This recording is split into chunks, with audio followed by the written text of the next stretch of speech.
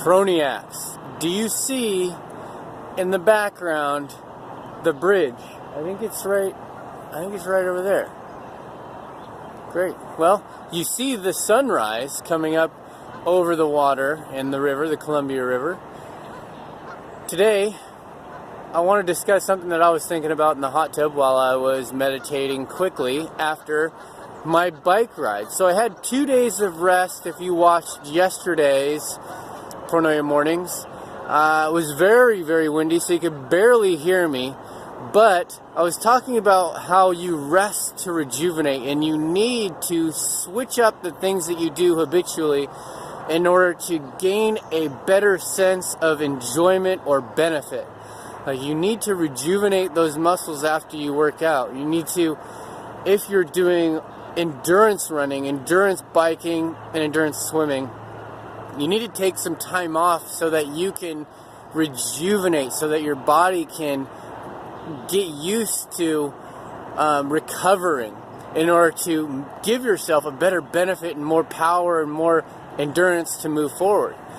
But moving on to today, priorities is what I wanted to talk about. And what's your highest priority? What are your vitals that you need to go through, and make a list so that you know every day or where you're at in your growth journey. So it starts with breathing, right? So if you don't have breath, you're not going to be able to move forward to the next one, which is drink. You're not going to be able to drink if you can't breathe.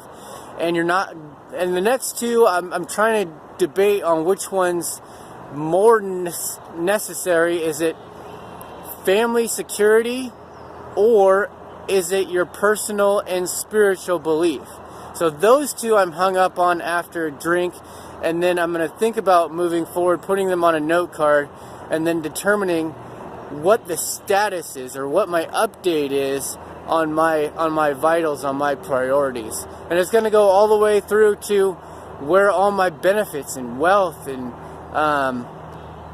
all of my luxury items are. So it's going to be a long list, but as long as I could check off the one before it, I can move on to the next one. I'll tell you one right now that I'm probably going to have a big concern with is financial health and working financially with a habits and a plan. But when we run into these issues on our vitals or priority lists, how are we going to address them?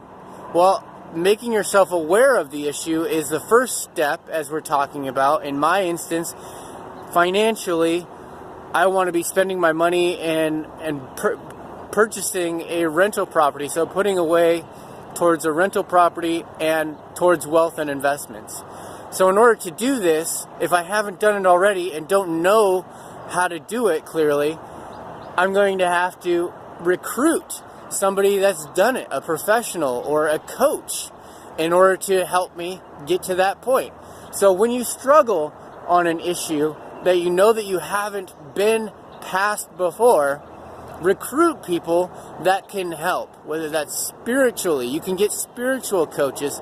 I don't care if you're a Christian, a Buddhist, if you're an atheist, whatever you are, you can recruit people to help you develop what you resonate with so that you can get past that necessity or that vitality in order to move forward onto your list. And once you complete that list and you have your coaches or your professionals that you go to or that you can speak with or that you can get coaching from in order to get past that vitality limit, when you get hung up back on that different item, then you know who to go to get past it and move forward and create the life that you really want to live. So I hope that this helps you today. Make your list of vitals, then make your list of updates or status, and be sure to have professionals that you can go to in each of these categories so that you can create a more pleasurable and benefit life. I mean, if you skip these steps when you have a problem with your vitals, such as you're not drinking water, you can't move on to the next item on your list, right? If your family is not safe, you're not going to be able to eat, right? I mean, you can, but your process that you know and think and are aware of may not be working properly. Right? It's the same with when you get intake to the hospital. They check your vitals, they check your blood pressure, they check, even if you're missing an arm, they're going to check your blood pressure, they're going to check your breathing, they're going to make sure that you're going to live. And then they can reattach the arm or move on to the other. So I hope this helps you today. And it starts with yourself, because you need to work on yourself before you can help others. And then hopefully you can get into that category of a professional that can help people to create the greatest good. It's not what I say or do, but the way I assist in helping you feel that you're going to remember.